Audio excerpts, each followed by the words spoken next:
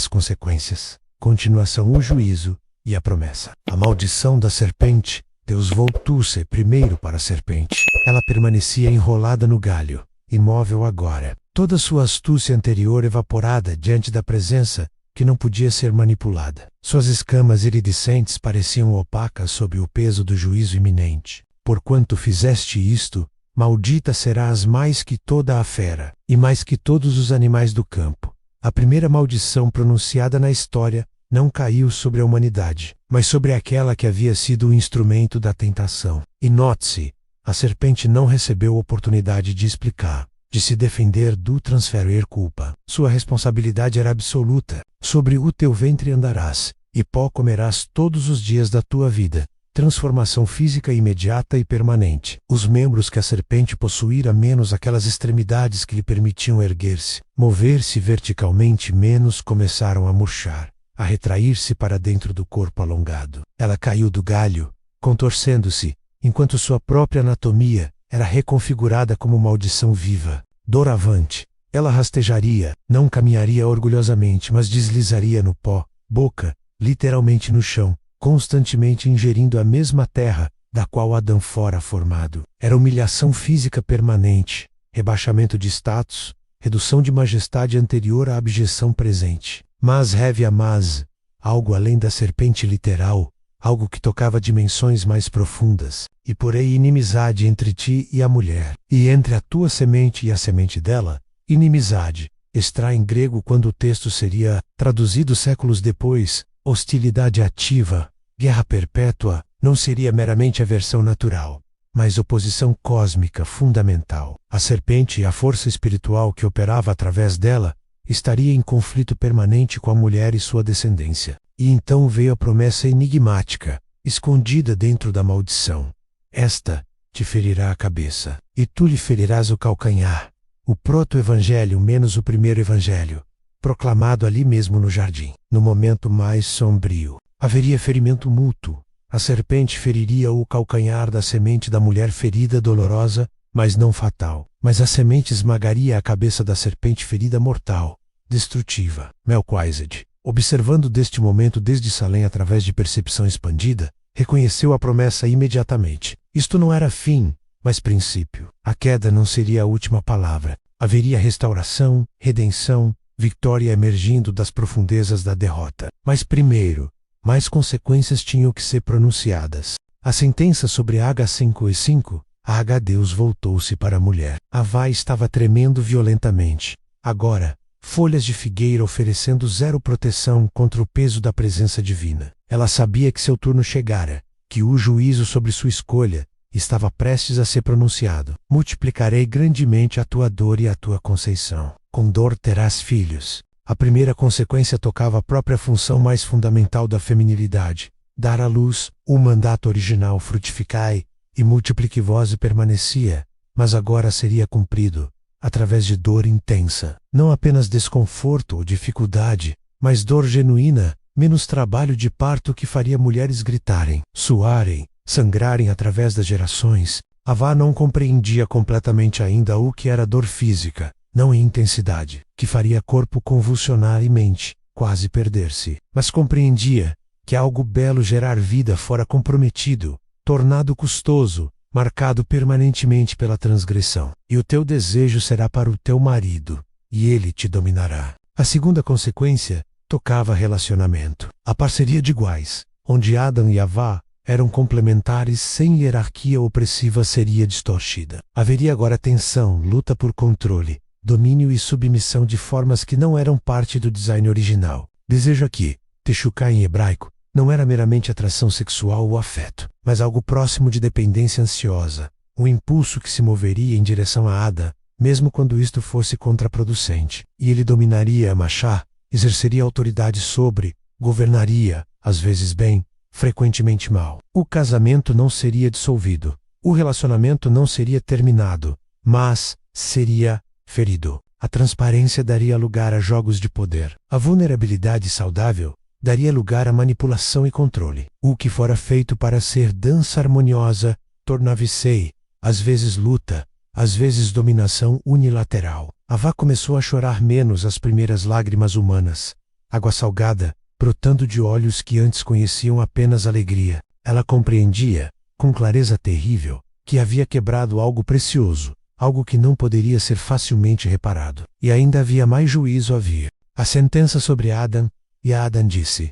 porquanto deste ouvidos a voz de tua mulher, e comeste da árvore de que te ordenei, dizendo: não comerás dela. A acusação foi específica. Adão não fora enganado como Havá. Ele conhecia o mandamento diretamente. Recebera-o da própria boca divina antes que Havá existisse. Sua transgressão fora deliberada, consciente, voluntária. Ele escolhera lealdade à mulher acima de obediência ao Criador. Não necessariamente mau impulso, mas mal direcionado, amor colocado fora de ordem apropriada. Maldita é a terra por causa de ti. Note-se, a terra foi amaldiçoada. Não Adão diretamente, mas a maldição sobre a terra seria experienciada por Adão e todos seus descendentes perpetuamente. A criação física, que antes respondia harmoniosamente à presença humana, tornaria-se resistente, difícil, às vezes hostil. Com dor comerás dela todos os dias da tua vida. Dor paralela à de Havá, mas manifestando-se diferentemente. Não dor de parto, mas dor de trabalho. Itzabon, labor árduo, esforço que esgota, frustração de planos que não funcionam como esperado. Espinhos e cardos também te produzirá. A terra não seria apenas resistente, mas ativamente oposta. Cresceriam plantas que machucavam, que agarravam, que infestavam campos cultivados. Espinhos, cotes, pontiagudos, penetrantes, cardos, dardar, plantas daninhas invasivas que competiriam com culturas desejadas. E comerás a erva do campo. Humilhação adicional. Adão fora vegetariano no Éden, mas comendo frutas seletas, alimentos elevados. Agora comeria ervas comuns, plantas básicas, às vezes raízes arrancadas com dificuldade da terra dura. Sua dieta seria rebaixada, menos nobre, mais próxima dos animais que ele nomeara. No suor do teu rosto comerás o teu pão. Suor menos metáfora perfeita para esforço físico extremo. Adão descobriria o que era cansaço verdadeiro, músculos ardendo, exaustão, que faz corpo clamar por descanso. O trabalho que fora alegria, menos cultivar o jardim como liturgia, menos tornara-se labuta, fardo, necessidade de sobrevivência, mais que expressão de vocação. E então veio a sentença mais pesada de todas. Até que te tornes, até Rao, porque dela foste tomado. Peor é quanto expo, e ao pó tornarás. Morte. Não imediata menos eles. Não cairiam mortos ali mesmo, como talvez temessem ao ouvir a advertência original. Mas mortalidade tornar-se-ei sua nova condição. O processo de envelhecimento, antes inexistente, começaria. Células começariam a se degradar. Sistemas começariam a falhar. Eventualmente, depois de séculos, ainda, na longevidade pré-diluviana, mas eventualmente, corpo retornaria ao solo de onde fora extraído. És pó, e ao pó tornarás. Reconhecimento sombrio da materialidade humana, sem acesso contínuo à árvore da vida, sem a sustentação constante da presença divina e intimidade não mediada. O corpo físico não poderia manter-se indefinidamente. Adão caiu de joelhos, as palavras atingindo-o com um peso insuportável. Morte, separação final, cessação de consciência ou continuação em estado diminuído, ele não sabia qual, mas ambas as perspectivas eram aterrorizantes. Se você está acompanhando esta jornada fascinante, através das tradições do Éden, do Gênesis bíblico entrelaçado com o mistério de Melquisedeque, não se esqueça de seguir o canal. Estamos apenas começando a desvendar os segredos do mundo antes do dilúvio, e ainda há muito pela frente. As duas linhagens da humanidade, os Néfilim retornando, a corrupção crescente que levará ao julgamento final das águas. Deixe um comentário abaixo compartilhando. Qual parte desta história mais te impactou até agora?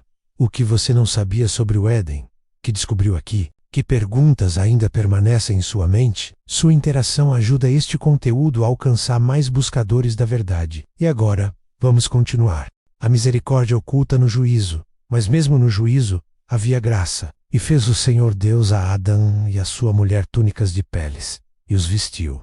Este versículo breve contém volumes de teologia. As coberturas que Adão e Havá fizeram para si mesmos, menos as folhas de figueira apressadas e inadequadas, não eram suficientes. Não cobriam apropriadamente. Não duravam, não proviam proteção real. Então Deus fez túnicas de peles, ouro em hebraico menos couro animal. E aqui está o ponto crucial. Para obter peles, animais tiveram que morrer. Pela primeira vez na história, sangue foi derramado. Pela primeira vez, criaturas inocentes pagaram preço por transgressão que não cometeram. Este foi o primeiro sacrifício, o primeiro prenúncio do sistema sacrificial que seria formalizado através de Moisés milênios depois. Morte vicária, inocente morrendo no lugar do culpado. Cobertura provida não por esforço próprio, mas por graça divina através de morte substitutiva. Melquisedeque registrou que Adão e Havá observaram este processo com horror e fascínio misturados.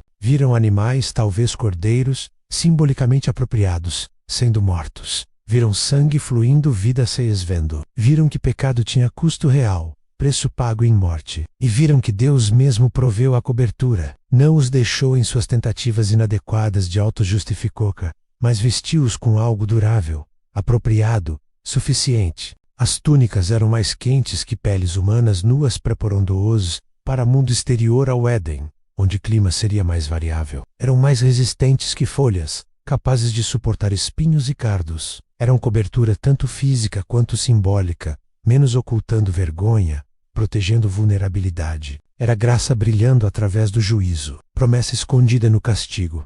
A humanidade não seria abandonada para resolver suas próprias consequências. Haveria provisão divina, intervenção amorosa, caminhos de redenção abertos, mesmo após portas de paraíso se fecharem. A expulsão do Éden, e disse o Senhor Deus: eis que o homem é como um de nós, sabendo o bem e o mal. Ironia divina, ou reconhecimento factual. Adão e Havá realmente tornaram-se como Deus no sentido de possuir conhecimento experiencial de bem e mal. Não apenas conhecimento teórico, mas compreensão vivida de ambos. Mas isto não os elevara. De certa forma, os diminuíra, porque agora carregavam peso que não estavam preparados para carregar. Ora, pois, para que não estenda a sua mão, e tome também da árvore da vida, e coma, e viva eternamente. E aqui estava o perigo novo. Se Adão e Havá, agora em estado caído, comessem da árvore da vida, imortalizariam sua condição corrompida. Viveriam eternamente, sim, mas eternamente em estado de separação, eternamente carregando culpa e vergonha, eternamente em corpos que começavam a experimentar disfunção. Isto seria crueldade, não misericórdia. Morte, embora dolorosa, oferecia libertação eventual, fim de sofrimento, possibilidade de transformação através de dissolução. Imortalidade física no estado caído seria prisão perpétua sem possibilidade de parole. O Senhor Deus, pois, o lançou fora do jardim do Éden, para lavrar a terra de que fora tomado. Expulsão, não apenas saída voluntária, mas remoção forçada menos garash, verbo que implica movimento compulsório, exclusão definitiva. Adão e Havá caminharam lentamente em direção aos limites do jardim, cada passo mais pesado que o anterior. Eles olhavam para trás constantemente, vendo as árvores familiares, os rios cristalinos, a luz dourada que não existiria fora daquele espaço sagrado. Cruzaram a fronteira invisível e sentiram mudança imediata. O ar era mais frio. A luz era mais dura, menos sol direto pela primeira vez. Sem filtro do dossel de águas, queimando olhos não acostumados. O solo sob os pés era mais áspero. Plantas ao redor eram menos exuberantes, menos responsivas, menos vivas de forma palpável. Este era o mundo exterior, o mundo marcado pelas consequências da queda. E atrás deles, guardando o caminho de volta, e pôs querubins ao oriente do jardim do Éden, e uma espada inflamada que andava ao redor para guardar o caminho da árvore da vida.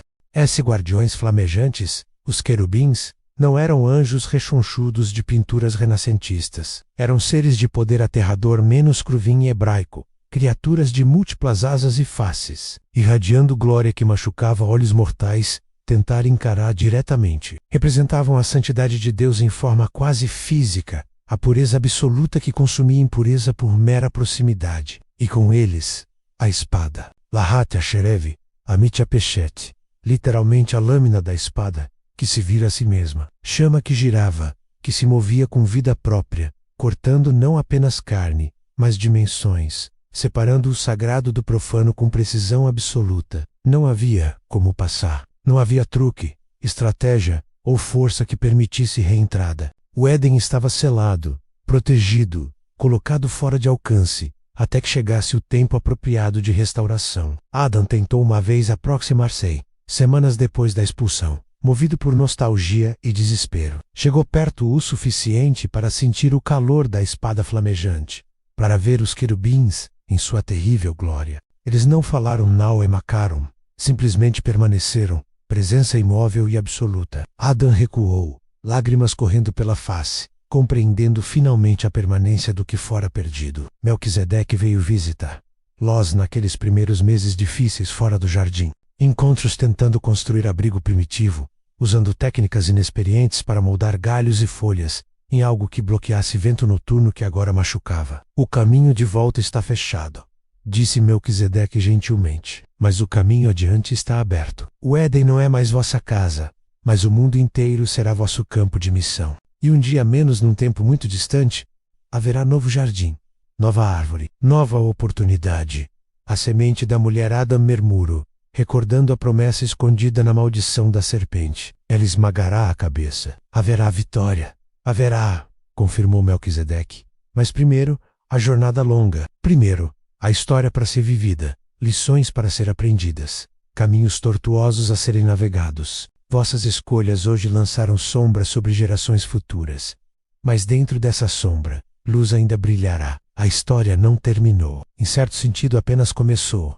E assim, vestidos em túnicas de pele animal, carregando conhecimento novo e custoso, Adão e Havá voltaram-se do Éden e caminharam em direção ao mundo desconhecido que agora teriam que conquistar, cultivar e chamar de lá. O mundo caído de Caim a Abel. Das linhagens ao caos, parte 1, os primeiros nascidos, e conheceu Adão a Eva, sua mulher, e ela concebeu, e teve a Caim, e disse: Alcancei do Senhor um homem. As primeiras palavras de Havá registradas após a expulsão revelam esperança tenaz, misturada com possível mal-entendido. Alcancei um homem, Canit Ish, literalmente adquiri um homem. Alguns tradutores sugerem que ela pensou, por momento iludido, que este poderia ser o homem prometido, a semente que esmagaria a cabeça da serpente. Mas Caim não era aquele. O parto foi exatamente como Deus advertira, menos doloroso, além da compreensão prévia de Havá. Ela gritou por horas enquanto seu corpo se contraía em espasmos que pareciam rasgar-lhe o interior. Adão estava ao lado, impotente, segurando sua mão, vendo pela primeira vez o custo real da transgressão gravado na carne de sua amada. Quando Caim finalmente emergiu menos coberto de sangue e líquido amniótico, gritando com pulmões recém-inaugurados, Havá riu e chorou simultaneamente. Dor era real, mas também alegria. Havia criado vida, participado do mistério supremo da existência. Aramei. Caim cresceu forte, mas havia algo em seus olhos desde cedo, uma intensidade, uma dureza, como se o peso do mundo caído já estivesse inscrito em sua psique. Ele preferia trabalhar o solo, como seu pai, cavando terra que resistia, lutando contra espinhos e cardos que Deus prometera. Entu vai o Abel, Rebala em hebraico, nome que significa vapor ou vaidade. Foi escolha estranha para nome, quase como presságio de brevidade futura. Abel era diferente de Caim, menos mais suave, mais contemplativo, menos impulsionado por necessidade de conquista. Abel escolheu ser pastor de ovelhas, vocação que ainda não existira no Éden.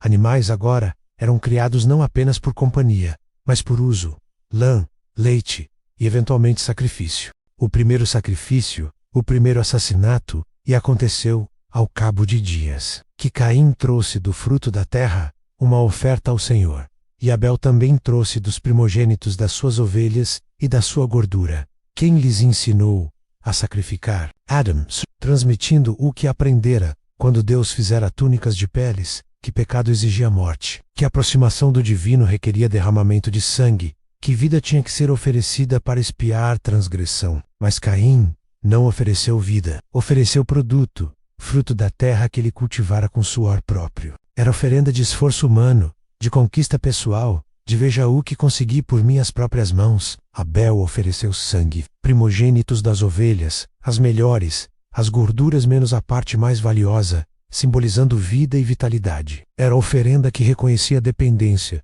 que admitia a necessidade de expiação, que aceitava o princípio estabelecido por Deus no jardim. E atentou o Senhor para Abel e para a sua oferta. Mas para Caim e para a sua oferta não atentou. Como Deus manifestou esta distinção? Não é especificado. talvez fogo descendo do céu consumindo a oferenda de Abel, enquanto deixava intocada a de Caim, talvez paz interior versus inquietação. Mas ambos sabiam, com certeza inequívoca, qual oferenda fora aceita e qual rejeitada. E irou-se Caim fortemente, e descaiu-lhe o semblante, ira não contra si mesmo por ter errado, mas contra quem? Deus, Abel.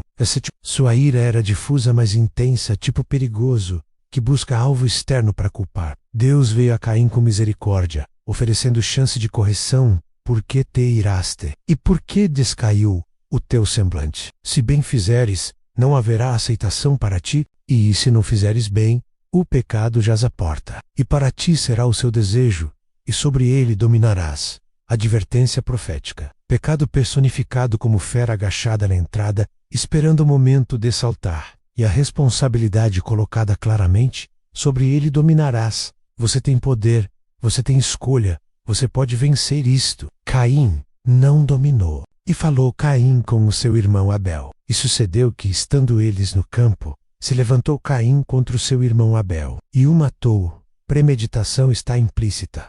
Falou com sugere convite, planejamento. Caim levou Abel ao campo, longe de testemunhas, longe de intervenção possível. E ali, com mãos que cultivavam terra, matou quem compartilhava seu sangue. Como? O texto não especifica. Talvez pedra, talvez ferramenta agrícola, talvez mãos nuas ao redor da garganta, mas Abel caiu, e seu sangue, o primeiro sangue humano derramado por violência, menos encharcou a terra. Caim olhou para o corpo de seu irmão e sentiu. O quê? Remorso, satisfação, horror. Uma mistura de todos, provavelmente. E a areia esfriara, mas deixara em seu lugar algo pior. Vazio. Consciência crescente de linha cruzada, que não poderia ser recruzada. O confronto e o exílio. E disse o Senhor a Caim: Onde está Abel, teu irmão? Ecos da pergunta feita a Adão: Onde estás? Deus oferecendo a oportunidade de confessar, de assumir, de buscar misericórdia. Não sei. Sou eu o guardador do meu irmão? Mentira seguida de sarcasmo. Não apenas negação, mas insilância, como se responsabilidade por outro humano fosse absurda, como se fraternidade não implicasse cuidado mútuo. E disse Deus: Que fizeste? A voz do sangue do teu irmão clama a mim desde a terra, e mugim poderosa.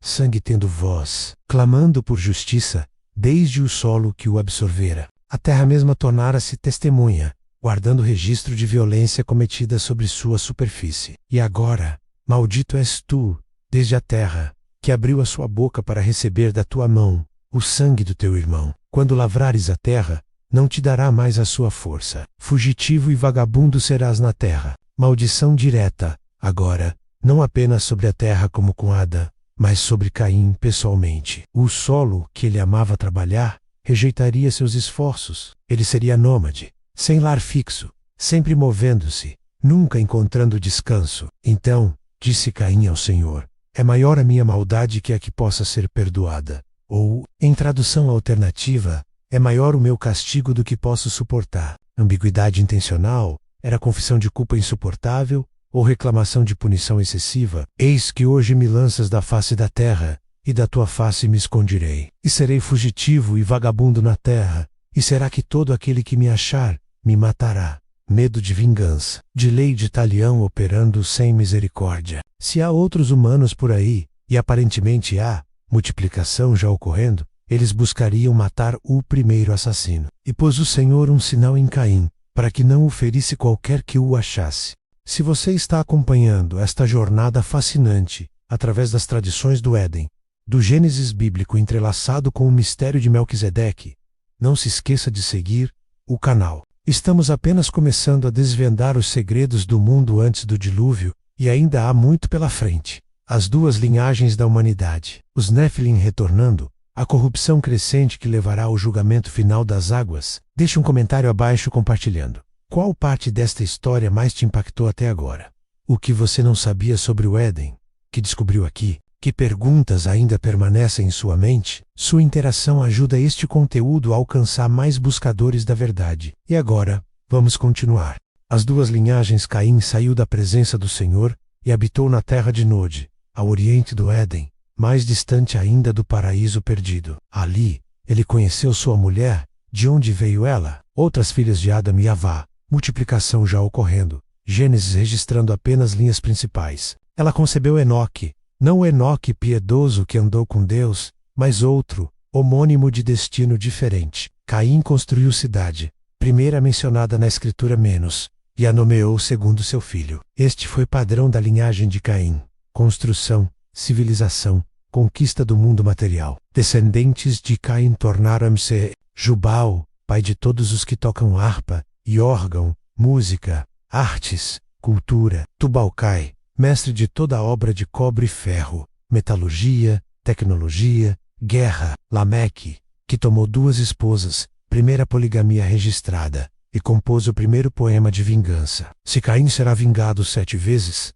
então Lameque 70 vezes 7. A linhagem de Caim era de conquistadores, criadores, aqueles que dominariam terra por força e engenho, mas espiritualmente moviam-se cada vez mais longe da presença divina. Enquanto isso, de volta à família original, e tornou Adão a conhecer a sua mulher, e ela teve um filho, e chamou o seu nome Sete. Porque, disse ela, Deus me deu outro filho em lugar de Abel, porquanto Caim o matou. Sete, Shet, substituído ou compensação. Ele seria a linha, através da qual promessa continuaria, a semente santa, que eventualmente produziria o esmagador da serpente. E a Sete também nasceu um filho, e chamou o seu nome Enos. Então, se começou a invocar o nome do Senhor. Momento crucial. A linhagem de Sete seria caracterizada não por conquista material, mas por busca espiritual, por invocação do nome divino, por manutenção de conexão com o sagrado. O testemunho de Melquisedeque. Melquisedeque observava ambas as linhagens com interesse intenso. Nos registros de Salém, ele mantinha genealogias detalhadas, traçando não apenas nomes, mas caracteres, tendências, destinos prováveis. Via 2 humanidades emergindo, não biologicamente diferentes, mas espiritualmente divergentes. A linhagem de Caim representava o impulso humano de autossuficiência, de construir torre que alcançasse céus por esforço próprio, de criar significado através de conquista material. Have a grandeza nisto, arte genuína em venca real, coragem de enfrentar mundo hostil com determinação. Mas havia também perigo de esquecer dependência do Criador, de colocar confiança última em obra de mãos humanas, de buscar imortalidade através de legado terreno, em vez de conexão celestial. A linhagem de Sete representava o caminho da fé, de reconhecer transcendência, de manter abertura ao divino, mesmo em mundo caído. Eram os que invocavam o nome do Senhor, que oravam, que sacrificavam, que mantinham viva a memória do Éden e esperança de restauração futura. Mas esta linhagem também tinha perigos, de orgulho espiritual, de separação farisaica, de julgar aqueles que escolhiam caminhos diferentes. Por gerações, as linhagens permaneceram separadas. Os filhos de Caim, em suas cidades crescentes. Os filhos de Sete em comunidades pastorais, mais simples materialmente, mas mais ricas espiritualmente. Melquisedeque vaia, através de visão profética, que esta separação não duraria. Viria tempo quando fronteira seria cruzada. Quando, filhos de Deus termosado para a linhagem de Sete, veriam, filhas dos homens, descendentes de Caim e as tomariam por esposas. Esta miscigenação não seria meramente genética, mas espiritual. Compromisso dos valores sagrados, diluição da chama, que mantinha viva, memória do propósito divino. A corrupção crescente, gerações passaram. Adão viveu 930 anos, vendo multiplicação de descendentes. A divergência das linhagens, o lento esquecimento do Éden, por aqueles que nunca o conheceram pessoalmente. Antes de morrer ele chamou Sete, e depois Enos, transmitindo memórias precisas menos como era o jardim, como era a presença imediata de Deus, o que fora perdido, o que ainda poderia ser restaurado. Não se esqueçam, ele dizia, voz fraca, mas urgente, não deixem a memória morrer. Vocês são guardiões de promessa, menos a semente da mulher esmagará a serpente. Mantenham-se puros, mantenham, sei fiéis, mas manter pureza tornava-se cada vez mais difícil. O mundo enche-se de humanos.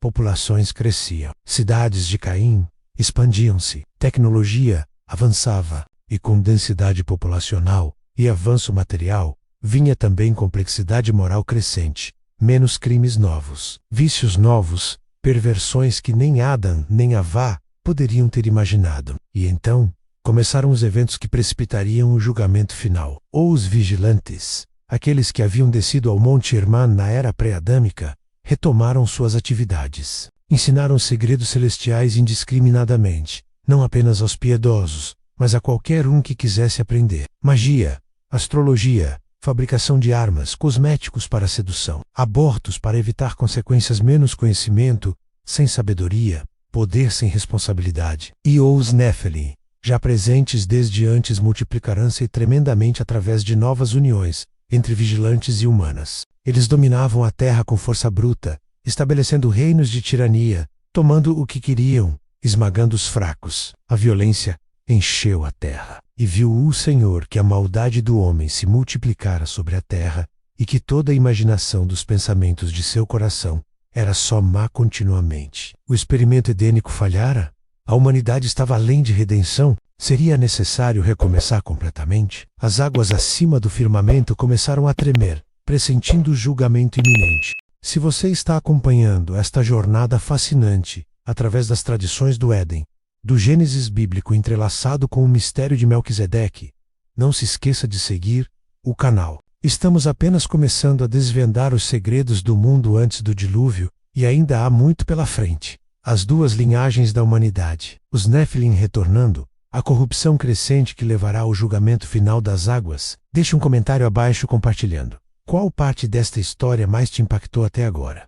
O que você não sabia sobre o Éden, que descobriu aqui? Que perguntas ainda permanecem em sua mente? Sua interação ajuda este conteúdo a alcançar mais buscadores da verdade. E agora, vamos continuar.